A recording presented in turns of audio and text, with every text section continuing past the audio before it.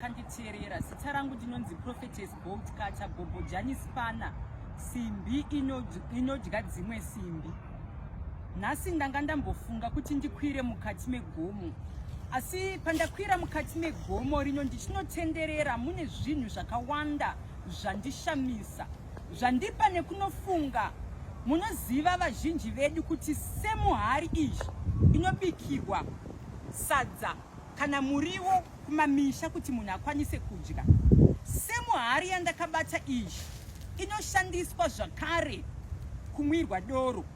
Semuhari yandakabata izvi inoshandiswa zvakare mukingdom of darkness nevanhu kana vachinge vafunga kuti vakusungei.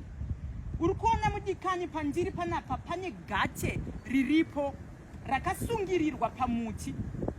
Ndinogara ndichitaura kuti vanhu vakawanda muri kufamba asi makakwidibirwa mukati mehari. Kusungirirwa kwakaitwa jira riri apa nezita remunhu rinenge riri mukati munhu. Munhu yaanotenderera agoenda kwese kwaanenge achienda but hapana chaanoita. Ndo paunoona kuti mukurarama kwako unoramba uchingotenderera uchida kunge munhu ari kudzungaira panzvimbo 1.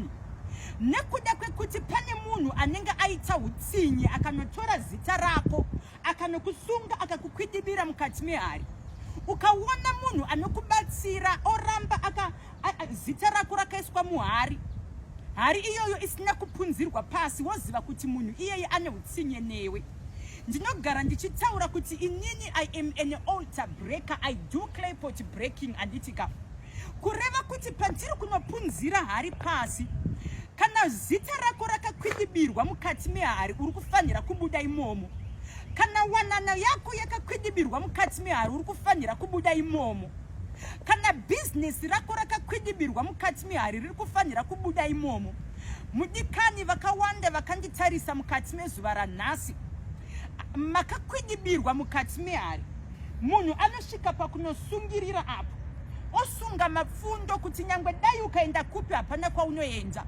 Unoswera uchitenderera asi wakasungwa makumbo nemaoko. Uri kucha mudumbu nemusana zvese hapana chiri kukuitira mukati meupenyu hwako.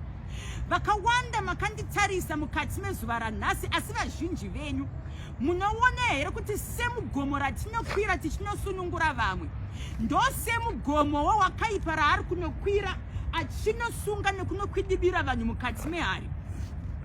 Kureva kuti munhu uyu kwaari kana akasungirirwa pamuti akwidibirwa pasi, munhu iyeye anoedza nepese paanogona. Kana iri wanano yakatosungwa ipapa, wanano iyoyo munhu angatenderera akaita zvipi, unonzwa nekuhurirwa nemurume, unonzwa nekurohwa nemurume mukati mewanano imomo.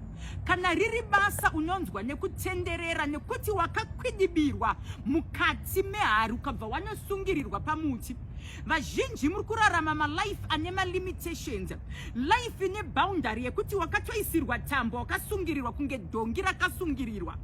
Dongi rakasungirirwa rinotaurwa kunzi unofura zvako asi haufurire kumberi, unoramba uri panzvimbo 1. Makaisirwa maboundaries mukati meupenyu hwenyu. Vazhinji makanditarisa mukati mezuva ranhasi mabusiness enyu akaiswa mukati mehari akakwidibirwa sehari iripo izvi. But business rakwidibirwa mukati mehari rikabva ranotaurirwa kunzi hakuna client 1 inouya business rakakwidibirwa. Ndofunga kana wakanditarisa pane huku iripo yatoora iripo apo izvi. Pane huku yatoora iripo apo. Anditika pane huku yatoora iripo apo.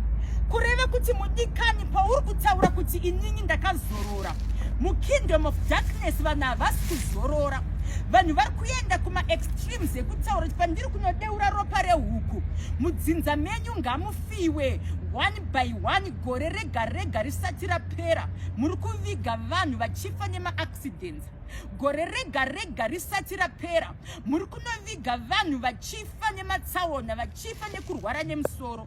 Munongonzwa kunzi aita BP, munongonzwa kuti hanzi munhu astroka, but dziri mhepo dziri kunobatwa mukati memadzinza. Mweya yeushereketwa, mweya yeurombwa iri kubatwa mukati memadzinza amunobuda.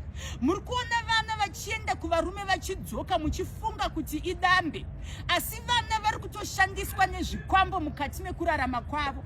Vanoedza nepese pavanogona kugezawo kupfugamira varume, vagovaedza kuvaitira zvose zvavanofunga kuti maybe zvinochengetedza murume, asi nekuti mazita avo akakwidibirwa mukati mehari, pakadeurwa ropa rehuku pasi, vanoramba vachingotenderera panzvimbo 1. Vana vako vese vakadzoka vakaungana pamusha. Mukore watakurarama vamwe vanogona kutadza kudzoka pamusha, asi vari kurarama vachingoloja, asi vakadzoka kubva kuvarume. Vazhinji venyu maclients haasi kuuya. Maissues ekubleeda manzwa navo, nhengo dzenyu dzakasungirirwa pamuti dzikabva dzanokwidibirwa muhari. Pakanoitwa mhiko, pakataurwa kunzi kunyange ungaenda kupi, asi nhengo yako kana yakawashaya asunungura apa, hapana kwaunoenda. Vadikani, makanditarisa kubva kumativi mana enyika. Ndinonzwa tsitsi, ndinonzwa urombo hwakanyanyisa. Pandakwira mukati megomo rino ndanzwa kubatikana zvakanyanyisa. Ndichiona hari dzakakwidibirwa pasi, machira matsvuku akasungirirwa pamuti. Kureva kuti kukura kuri kuita muti uyu ndokukura kuri kuita dambudziko rako mukati meupenyu hwako. Mudikani, dai zvaibvira Mwari vaikubatsira. Nekuti vakawanda makanditarisa, asi madestinies enyu akasungirirwa pamiti. Madestinies enyu akakwidibirwa mukati mehari. Andizive kuti uri kundiona uri kupi mudikani. Zvichida iwanano yanetsa, zvichida ibusiness, zvichida vana chaivo vavakabereka vari kukushungurudza, zvichida mabasa ari kunetsa, zvichida mapromotion ari kushayikwa, zvichida manzwa nekufirwa, zvichida mashungurudzwa nezvikwambo zviri kuisa hembe panze, vana vachingofa vachishayikwa mukati medzinza, mweya yengozi yakabatwa mukati medzinza renyu. Kana vari vasikana muri mayellow-bone, muri masalad, vamwe venyu muri mablackberry, asi kuroorwa kuri kuramba.